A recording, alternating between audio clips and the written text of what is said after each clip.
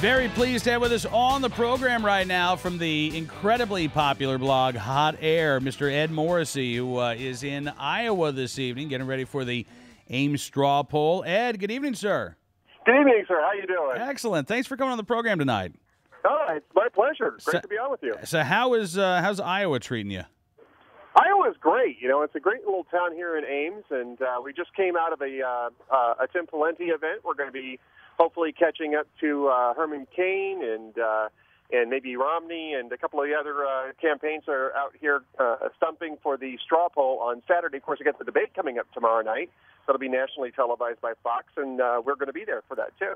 Yeah, now tell us about this, because I've never been to Ames, and, you know, this is sort of the, I guess, the official kickoff to the 2012 campaign season, and there may be some folks around the country. I confess, even I am a little perplexed. How is it this little town in Iowa, all of a sudden is like the epicenter for politics on one weekend in August?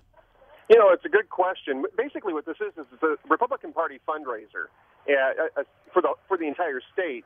And so the Republican Party here does, have some influence on what national candidates do because, of course, Iowa is the first state to have a caucus in 2012. And that means that they're going to try to make nice with Republicans here, and this is the way that they do it. And generally speaking, up until last time, up until 2007, it was considered to be a fairly solid indicator of who was going to win Iowa. But, of course, Romney won in 2007, but Huckabee ended up winning the state. So it didn't actually pan out. All right. Any predictions heading into the straw poll this weekend? Well, I think Michelle Bachmann's probably going to win the straw poll. I think she's been doing a great job of organizing out here. She is a native Iowan, a Hawkeye, although she represents a seat in Minnesota now. That's where she lives. So she's sort of a favorite daughter here. I think Tim Pawlenty needs to do really well in order to maintain credibility for his campaign. What I'm really curious about is now that we know that Rick Perry's going to be jumping in the race, at about the time that they're doing the straw poll, how many voters write him in. He's not on the ballot, but they are going to allow write-ins. So it should be interesting to see how many write-in votes he gets. Oh, yeah, because, he's going to be in South Carolina, as I understand it, on Saturday. South Carolina, and announcing about the same time that they're doing the straw poll. And Iowans were not very pleased by that, but he did change his schedule around so that he could do a fundraiser for the Iowa GOP on Sunday afternoon, the day afterwards. So I think he's looking to smooth a few ruffled feathers. Okay, now, do you know, Ed, is he expected to announce on Saturday, or is he going to announce that he's going to announce? I think he's going to announce that he's going to announce. My guess is that he's going to talk about an exploratory committee, because that sounds like where he's going with it. The statement that I read was that he was going to make his intentions clear about the presidential race. So I'm guessing that he's going to announce an exploratory committee. Okay, isn't that we got the announcement of an announcement. I love politics. All right. Hey, it's not that much different in the real world. When I was working in corporate America, we used to have meetings to set up meetings. So it's sort of like that, That's true. It's a pre-meeting. I was thinking more junior high. Do you like me, or do you like me like me? No, the little notes. Yeah, that's a great idea. That's probably what the straw poll is. Well, I was going to say, but that's that's the straw poll right there. Do you like me, or do you like me like me? There you go. All right, so it'll be interesting to see if I imagine, Ed, probably tomorrow night during the debate, Fast and Furious will not. It may not come up as a campaign issue because I can't imagine any candidate speaking in praise of Fast and Furious. But I guess maybe the question could be asked, do you believe that more gun control legislation is necessary to go after the Mexican drug cartels? This is a story that we've been following, and to me, it's a huge story. Obviously, we pay attention to Second Amendment issues, but it really has been overshadowed by economic events in this country over the past couple of months. Where do you see the Fast and Furious story going in terms of a campaign issue or a campaign question? I'm not sure that's going to come up in the debate either tomorrow, and I'm not sure that gun control is, because that's sort of singing to the choir. When you're talking with Republican candidates, I don't think there's a Republican candidate up there that's going to make even a hint that they're in favor of gun control. I don't think any of them are anyway. But the Fast and Furious, that might come up because it may be developing into a big enough scandal to where it's going to allow the Republicans to take a few shots at the Obama administration, and rhetorically speaking, of course, and rightfully so. It should come up. It's a big deal, as you and I both know. And it looks like you have multiple agencies that were involved in this thing. It's a disaster. It's a policy disaster. It is a policy disaster, and do you need to do something with the car? Is that yours? Yeah, no, it's not my car. I'm gonna try moving over here. Is it a candidate's car? You could provide like on the scene reporting for us here. Is that Michelle Bachmann's vehicle? I think it's actually Newt Gingrich's vehicle, and they locked the keys inside, and now they're trying to insist that they actually meant to do that, and they're just debating car alarms. They're not actually in favor of car alarms. That's terrible. I shouldn't say that. All right, so getting back to the Fast and Furious issue, one of the things, not only is this an operation that has put God knows how many guns in the hands of the Mexican drug cartels and in criminals' hands here in the United States, but President Obama, when he ran for office in 2008, one of his big talking points was that he was going to be able to restore the damaged relationships with countries around the world.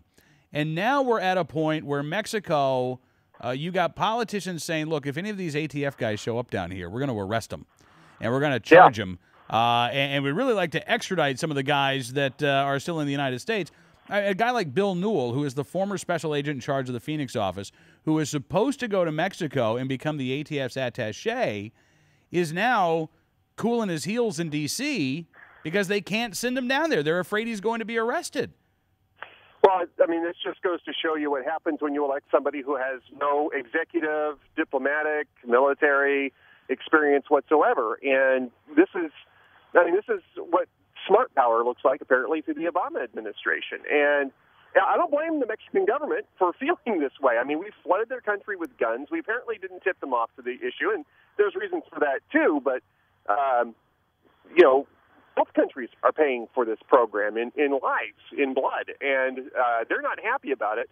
And if the situation was reversed, we'd be arresting their agents coming across the border. So I don't blame them a bit for feeling that way. This is a huge embarrassment, and that's really saying at the very, very least it's a huge embarrassment. It's heads have to roll here. Frankly, I'm surprised that we haven't seen somebody,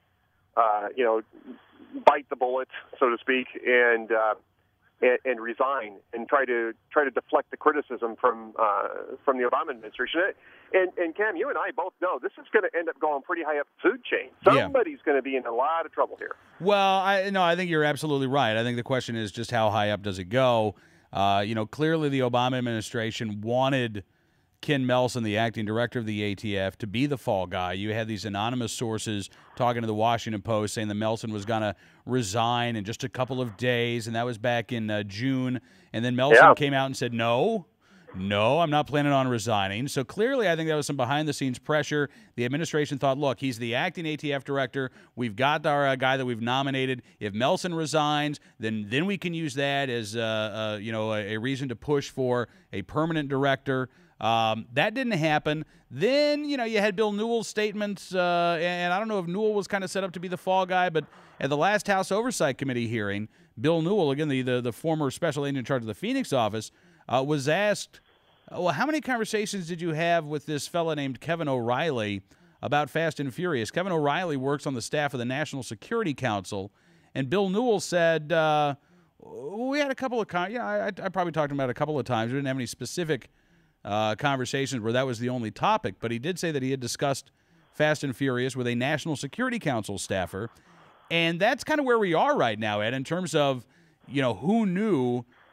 You have that first White House connection. The White House has denied that Kevin O'Reilly ever learned anything at all about Fast and Furious, but the White House has denied a lot of reality these past few months too. So, right. I don't know where this goes. We do know that there are going to be at least two more hearings in the fall. Once Congress gets back, Representative Issa has said the House Oversight Committee will be conducting further hearings. So, it's not like this story is going to go cold. There will be new leads in the months to come.